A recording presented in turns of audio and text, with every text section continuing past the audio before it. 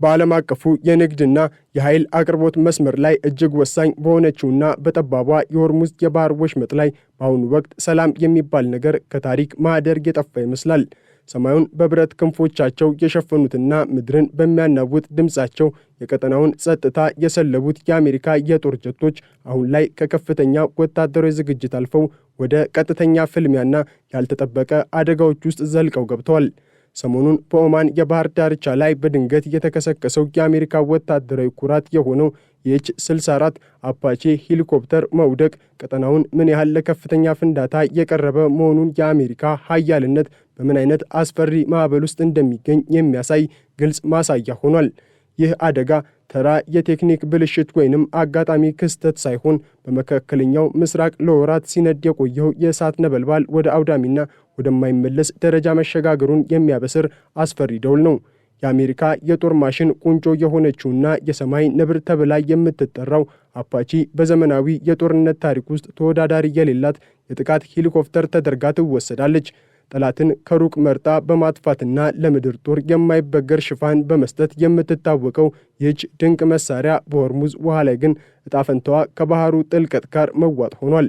ይህች ሄሊኮፕተር በኦማን ባህር ላይ ስትከሰከስ መላው ዓለም ትንፋሹ አጥሮት የጠበቀው ኢራን መታት ይሆን የሚለው ጥያቄ ይዞ ነበር።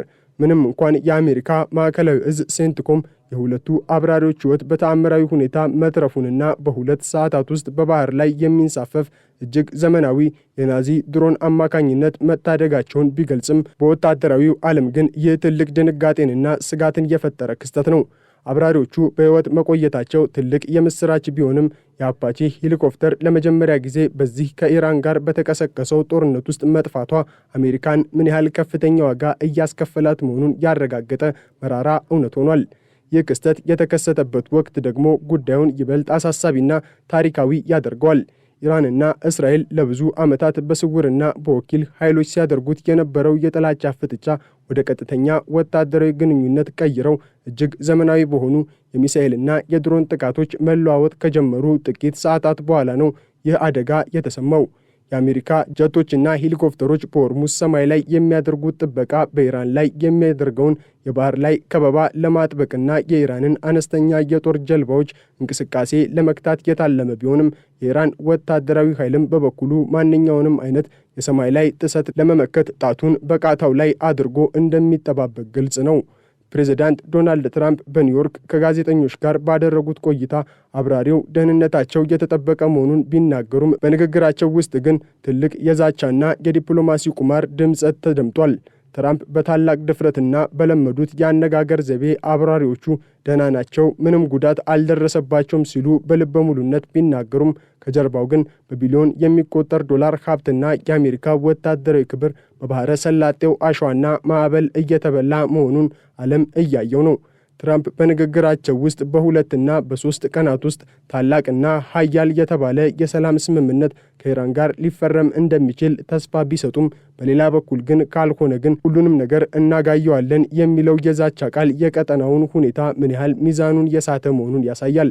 ፕሬዝዳንቱ ቦምብ መጣል ብንፈልግ በቀላሉ እናደርገዋለን፣ በጥቂት ሳምንታት ውስጥ ምንም ነገር ሳይተርፋቸው ማጥፋት እንችላለን ሲሉ የገለጹበት መንገድ አሜሪካ በሆርሙዝ ላይ ያላትን የኃይል አሰላለፍና የጀቶቿን ዝግጁነት ለማሳየት የታለመ ቢሆንም በተግባር ግን እየታየ ያለው ኪሳራ ሌላ ታሪክን ይናገራል። ከየካቲት ወር ጀምሮ እስካሁን ባለው ሂደት ብቻ አሜሪካ ከ42 በላይ እጅግ ውድ የሆኑ የጦር አውሮፕላኖችንና ድሮኖቿን አጣለች። ይህ ቁጥር ለአንድ ልዕለ ኃያል ሀገር በቀላሉ የሚታይ አይደለም። የአሜሪካ የጦር በጀት ተቆጣጣሪዎችና የኮንግረስ የምርምር አገልግሎት ባወጡት ሪፖርት መሰረት በዚህ ጦርነት ውስጥ እስካሁን የፈሰሰው ገንዘብ $29 ቢሊዮን ደርሷል። ይህ ግዙፍ ሀብት በፋርስ ባህረ ሰላጤ ላይ ለሚደረግ የበላይነት ፍለጋ እየተከፈለ ያለ እጅግ ውድ ዋጋ ነው። 5 እጅግ ዘመናዊ ተዋጊ ጀቶች፣ 7 የነዳጅ ጫኝ አውሮፕላኖችን፣ 1 የፍለጋና የነፍስ አድን ሄሊኮፕተር እንዲሁም ከ20 በላይ ድሮኖች የባህረ ሰላጤው ሰለባ ሆኗል። በተለይም በቅርቡ በኢራን ግዛት ውስጥ የተከሰከሰው ኤፍ-15 ስትራይክ ኤግል ጀት አብራሪን ለማዳን የተደረገው እጅግ አደገኛና ምስጢራዊ ኦፕሬሽን አሜሪካ የራሷን 2 የልዩ ኃይል አውሮፕላኖች በገዛ እጇ እንድታቃጥል ያስገደዳት መሆኑ የወታደራዊ ስትራቴጂውን ከፍተኛ ውጥረት ያሳያል። ይህ ክስተት የአሜሪካ ልዩ ኃይሎች በጠላት ግዛት ውስጥ ገብተው ወገኖቻቸውን ለማዳን የሚያደርጉትን አስደናቂ ተጋድሎ ቢያሳይም፣ በሌላ በኩል ግን ቴክኖሎጂውና የሰው ኃይል ምን ያህል ለከፋ አደጋ ተጋላጭ መሆኑን ያረጋግጣል። በመካከለኛው ምስራቅ ሰማይ ላይ የተከሰተው የፍሬንድሊ ፋየር ወይንም የራስን በራስ ግጭት ደግሞ ሌላው በዚህ ጦርነት ውስጥ የታየ ጥቁር ነጥብ ነው። የኩዌት የአየር መከላከያ በስህተት 3 የአሜሪካ ኤፍ-15 ጀቶችን መትቶ መጣሉ በክልሉ ያለውን የወታደራዊ ቅንጅት ድክመትና የጭንቀት መጠን ቁልጭ አድርጎ ያሳያል። 3ቱም ጀቶች በአንድ ጊዜ ሲወድቁ የታየው ትዕይንት አሜሪካና አጋሮቿ በክልሉ ውስጥ ምን ያህል በፍርሃትና በውጥረት ውስጥ እንደሚገኙ ማረጋገጫ ነው። በተጨማሪም በኢራቅ ሰማይ ላይ የተጋጩት 2 የኬሲ 135 የነዳጅ ጫኝ አውሮፕላኖች የ6 አሜሪካውያንን ሕይወት የቀጠፉ ሲሆን ይህም ጦርነቱን ቀጥተኛ ግንኙነት በሌለበት ሁኔታ እንኳን ምን ያህል መራራ መስዋዕትነት እየጠየቀ መሆኑን ያስገነዝባል።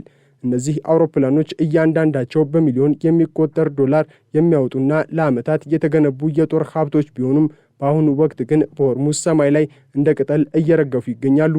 የአሜሪካ የጦር አውሮፕላኖች ዋጋ ሲሰላ ደግሞ ጉዳዩ ይበልጥ ያስደነግጣል። አንድ አፓቺ ሄሊኮፕተር ብቻውን ከ35 እስከ 40 ሚሊዮን ዶላር ሲያወጣ ሙሉ ትጥቁንና ስልጠናውን ጨምሮ ዋጋው እስከ 100 ሚሊዮን ዶላር ሊደርስ ይችላል። የኤፍ-35 ላይቲንግ ቱ ጀት ደግሞ እያንዳንዳቸው 110 ሚሊዮን ዶላር የሚጠይቁ ናቸው። እስካሁን 4 ኤፍ-35 ጀቶች መውደማቸው የአሜሪካን አየር ኃይል ክፉኛ ጎድቶታል። የቆዩት ኤፍ-15 ጀቶች እንኳን በወቅቱ የገንዘብ ምንዛሬ ሲሰሉ እስከ 70 ሚሊዮን ዶላር የሚፈጁ ናቸው።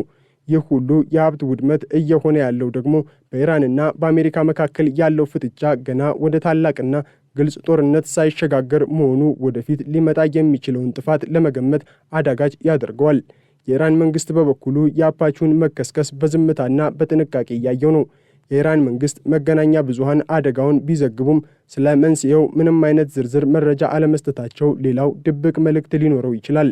ኢራን በክልሉ ያላትን ወታደራዊ አቅም ለማሳየት አነስተኛ የጦር ጀልባዎቿንና የተራቀቁ የድሮን ቴክኖሎጂዎቿን በሆርሙዝ ወሽመጥ ላይ አሰማርታለች።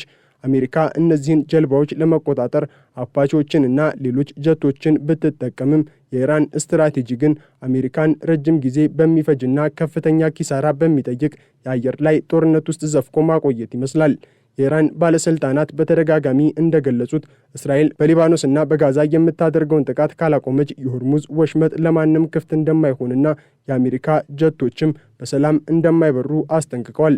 ፕሬዝዳንት ትራምፕ የሰላም ስምምነት በቅርቡ ይመጣል ብለው ተስፋ ቢሰጡም በሆርሙዝ ወሽመጥ ላይ ያለው ተጨባጭ ሁኔታ ግን ከሰላም ይልቅ ለታላቅ ጥፋት የቀረበ ነው። የናቪ የገጽታ ድሮኖች አፓቺ አብራሪዎችን ለማዳን ጥቅም ላይ መዋላቸው አሜሪካ በሰው ኃይል ፋንታ በሰው ሰራሽ አስተውሎትና በቴክኖሎጂ ላይ የተመሰረተ ጦርነት ለማካሄድ ያላትን የላቀ ፍላጎት ቢያሳይም የጠላት ኃይል ግን አሁንም በባህላዊና ዘመናዊ ስልቶች አሜሪካን እየፈተናት ይገኛል። የሆርሙዝ ወሽመጥ ዛሬም እንደ ትላንቱ የዓለም የንግድ መተላለፊያ ብቻ ሳይሆን የታላላቅ ኃይሎች የክብርና የኃይል መለኪያ መድረኮች ሆናለች። በሊባኖስ በኩል የሂዝቦላ እና የእስራኤል ጦር የሚያደርጉት የተኩስ ልውውጥ፣ በሶሪያና በኢራቅ የሚገኙ የአሜሪካ ወታደራዊ ካምፖች ላይ የሚሰነዘሩ ጥቃቶችና አሁን ደግሞ በሆርሙዝ ሰማይ ላይ የሚከሰከሱት ጀቶች ሁሉም ተዳምረው ቀጠናውን ወደማይመለስ አውዳሚ ጦርነት እየመሩት ነው። የአሜሪካ ጀቶች በሆርሙዝ ላይ የተነቃቁትና የተቀሰቀሱት የዓለምን ጥቅም ለማስከበር ቢሆንም ሂደቱ ግን የአሜሪካን የጦር ግምጃ ቤትና የሰው ኃይል ክፉኛ እየጎዳው ነው። ከ25 ቢሊዮን ወደ 29 ቢሊዮን ዶላር በአጭር ጊዜ ውስጥ ያደገው የጦርነቱ ወጪ አሜሪካ በመካከለኛው ምስራቅ ለገባችበት አዙሪት ገና ብዙ ዋጋ እንደምትከፍል ግልጽ ፍንጭ ይሰጣል። የአፓቺው አደጋ መንስኤ ምርመራው እንደቀጠለ ቢሆንም ውጤቱ ምንም ይሁን ምን የኃይል አሰላለፉን አይቀይረውም። አሜሪካ አሁንም በሆርሙዝ ላይ ያላትን የባህር ላይ ከበባ ለማጥበቅና የኢራንን የነዳጅ መውጫ ለመዝጋት ትጥራለች። ኢራንም በበኩሏ ይህንን ከበባ ለመስበርና የአሜሪካን ጀቶች ከሰማይ ላይ ለማስወገድ የምትችለውን ሁሉ ታደርጋለች። በዚህም መሃል የሚጠፉ እጅግ ግዙፍ ሀብት፣ የሚረግፈው የሰለጠነ የሰው ሕይወትና የሚናጋው የዓለም ሰላም የሁሉንም ሀገራት ደጃፍ ማንኳኳቱ አይቀርም። ትራምፕ እንዳሉት ሰላሙ በ3 ቀናት ውስጥ ካልመጣ የሆርሙዝ ወሽመጥ ቀጣዩ የዓለም ጦርነት መነሻና የታላላቅ አውሮፕላኖች መቃብር መሆኗ አይቀሬ ነው። ይህ በእንዲህ እንዳለ በሳውዲ አረቢያ የሚገኘው የአሜሪካ የጦር ሰፈር በኢራን ሚሳኤሎች መመታቱና በርካታ አውሮፕላኖች በቆሙበት መውደማቸው አሜሪካ በክልሉ ያላት ደህንነት ምን ያህል የላላ መሆኑን ያሳያል። የአየር ላይ የበላይነት ብቻውን ጦርነቱን እንደማያሸንፍና የጠላት የድብቅ ጥቃት ማንኛውንም ዘመናዊ ጀት ዋጋቢስ እንደሚያደርገው ታይቷል። የኤ-10 ተንደር 2 የተባለውና የታንክ ገዳይ ተብሎ የሚታወቀው አውሮፕላን እንኳን በአብራሪዎች ማዳን ዘመቻ ወቅት መከስከሱ የጦርነቱን አስከፊነት ይበልጥ ያጎለዋል። የአሜሪካ ጀቶች በሆርሙዝ ሰማይ ላይ የሚያሰሙት ጩኸትና የሚያሳዩት እንቅስቃሴ የአንድ ትልቅ የታሪክ ለውጥ ምልክት ነው። ወይ አካባቢው ወደማይገመት ሰላምና ዲፕሎማሲያዊ ስምምነት ያመራል፣ አሊያም ደግሞ የፋርስ ባህረ ሰላጤ የአሜሪካ ጀቶችና ሄሊኮፕተሮች ሰለባ የምትሆንበት የታሪክ መድረክ ሆና ትቀጥላለች። ዓለም በአሁኑ ወቅት በጭንቀትና በተስፋ መካከል ሆና በሆርሙዝ ወሽመጥ ላይ የሚነፍሰውን የጦርነት ሽታ እያሸተተች ነው። ሰላሙ በር እስካልተከፈተ ድረስ ግን የጀቶች ድምፅና የሄሊኮፕተሮቹ ውድቀት የቀጠናው ዕለታዊና አሰቃቂ ዜና ሆኖ መቀጠሉ አይቀሬ ነው። የሀያላን መንግስታት እልህ፣ የቢሊዮን ዶላሮች የጦር መሳሪያ ውድመትና የጥቅም ግጭት የሰው ልጅን ታሪክ ወደ አዲስና አስፈሪ ምዕራፍ እየገፋው ባለበት በዚህ ወቅት የሆርሙዝ እሳት ለማን እንደሚበጅና ማንንስ እንደሚያቃጥል የሚታየው በሂደት ብቻ ይሆናል። የዓለም ትኩረት አሁንም በዚያችው ጠባብ ወሽመጥና በላዩ ላይ በሚበሩ የብረት አሞራዎች ላይ ተሰክቶ ይገኛል። እያንዳንዱ የወደቀ አውሮፕላን፣ እያንዳንዱ የተቃጠለ ዶላርና እያንዳንዱ የተረፈ አብራሪ የራሱ የሆነ ትልቅ ታሪክ አለው። የአሜሪካ መንግስት ይህንን ኪሳራ ተቋቁሞ እስከ መቼ እንደሚቀጥልና ኢራንስ እስከምን ድረስ እንደምትገፋ የሚወሰነው በሆርሙዝ ባህረ ሰላጤ ላይ በሚደረገው ቀጣይ ወታደራዊ ግጥሚያ ይሆናል። ጦርነቱ ገና ጀመረ እንጂ አላበቃም። የጀቶቹ መነሳትም ለታላቁ ፍልሚያ የቀረበ ጥሪ ይመስላል። የሆርሙዝ ሰማይ አሁንም በጭስና በውጥረት ተሞልቷል። የዓለም የደም ስር በጦርነት ደም ልትጨማለቅ ጫፍ ላይ ትገኛለች። የሰው ልጅ ታሪክ በዚህ ጠባብ ወሽመጥ ላይ ሊጻፍ ወይንም ሊደመሰስ ይችላል። ተቃውሞ በርትቷል። ጀቶቹም ተቀስቅሷል። ውጤቱ ግን በጊዜ ሂደት በሚገለጥ የአደጋ ምዕራፍ ነው።